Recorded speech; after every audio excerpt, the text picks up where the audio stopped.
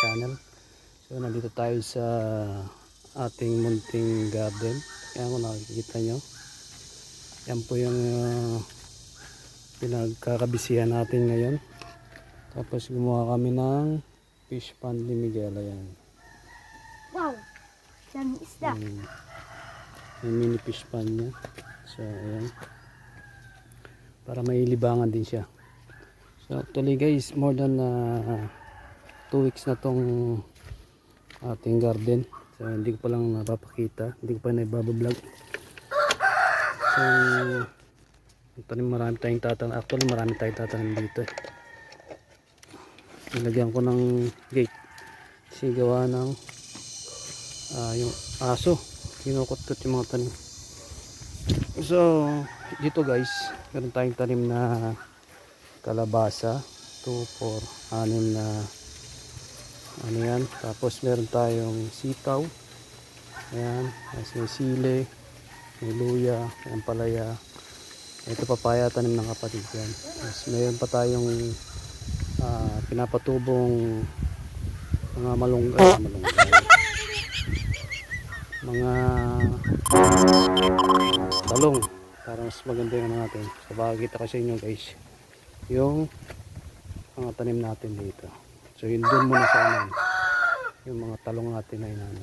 Tapos yung pala sa ibabaw yung dati kong garden, tinanim na nakapatid ko ng okra.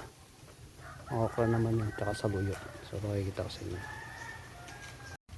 So ayan nga guys yung ano natin, yung kita niya maliliit talong yan. Actually may ano pa tayo dito, sitaw tsaka kalabasa. Tama, kalabasa yan. Mukha lang pakwan pero kalabasa yan. Yung iba dito parang papaya yan yan. Tapos yung iba talong. So kung nakikita nyo guys, ayan yung dati kong garden. Ayan, tinaniman niya ng saluyot tsaka okra. So may buto pa tayo ng ano dito, to tawag dito green peas. Ay, green peas dito na ano ba to, ang green pepper tsaka red pepper rin. Tatanim pa natin yan, binilad ko muna. Pwede may sili pa ako dito na binilad. Dito natutuyo, ayan, sili yung tatanim pa natin yan. Marami lang basura. Ayan siya, nakita nyo. Ganda kasi yan, mahaba siya. Tapos pinatuyo na yan. Tsaka natin tawag ng market muna ba. Ayan. So ito na nga guys yung garden natin. Nasabi ko kanina. Ito, ayan. Nakita nyo yan, kalabasa yan guys. Ayan. Yan mga kalabasa yan. Sa pagdating dito, sitaw. Nakita nyo sitaw. Tapos ayun, may sili tayo. May bulaklak na. Ayun, bulaklak ng sili natin. Tapos banda doon may, ayun, luya yun. So ito dito. Oh my Kalabasa. God. Ay, kalabasa. Ang palaya pala. Ayan, ang palaya rin yan. Ayan, ang palaya rin yan. Ayan. Hanggang dito. Kali guys, meron siyang ano lang, butas-butas yung daan. So, tuwing hapon, isprayan natin yan ng pang ano sa mga uod. Yung kulay orange na stay na yung puting stay na habol ng orange. Ayan. Ayan yung ano ni Miguel, munting fish pond niya. Wala pa yung ibang isda guys. Ayan pa lang. Ayan yung konti pa lang pero ganda nung ano. Kahapon. May butas nga doon, wala nang tubig. Daan na. Mabawas na. Kaya ka muna sa kanila. Hi guys. So ayun. So kung nakikita nyo guys, may mga alambre yan. Ayan. Ayun, nasa gilid. Just in case na lumaki siya, gumapang. Dito yan, para maganda tignan. Ganun din sa kabila. Pinaglalagyan ko ng alambre yan. Ayan. Dito yung pag gumapang yan. Pali kahapon tinalian ko. Hindi ko na video ang kahapon, nakalimutan. Ayan, may alambre yung mga yan.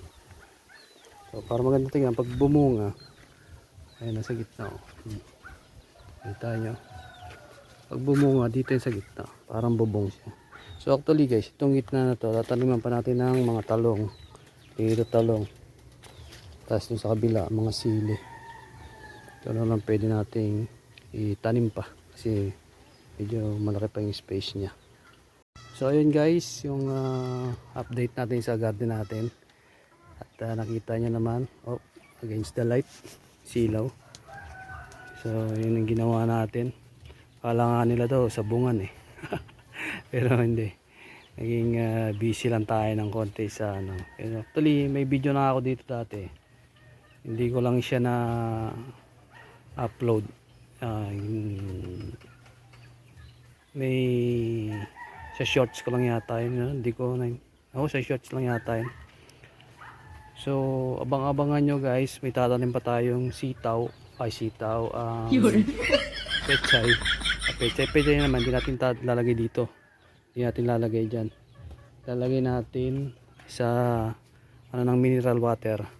Tapos sasabit natin dito sa gilid. Sa ganito. Yan.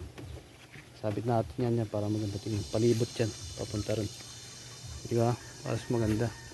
Tapos kahit pa paano, sa panahon ngayon kailangan magtanim tayo ng mga gulay kasi sobrang taas ng bilihin ngayon, grabe talaga, as in. Tapos tumataas pa parati yung inflation rate. So hanggang dito na lang guys, update ko kayo pag medyo patanim na tayo ulit ng pechay ulit. Nilalagay natin sa ating mineral water yun. So yung gagawin muna natin, patutubuin natin, tapos transfer natin dun. Okay, salamat. What? Bro, what are you talking about, man? Sa inyo guys, subscribe, like, tsaka share na rin, tsaka follow nyo na rin kami sa aming Facebook page, at para lumaki na rin yung mga followers natin sa Facebook page. So hanggang dito na lang guys, malapit na rin tayo sa YouTube at magkaka-earnings na rin tayo. So supportan nyo, maraming salamat. God bless sa ating lahat. Bye bye.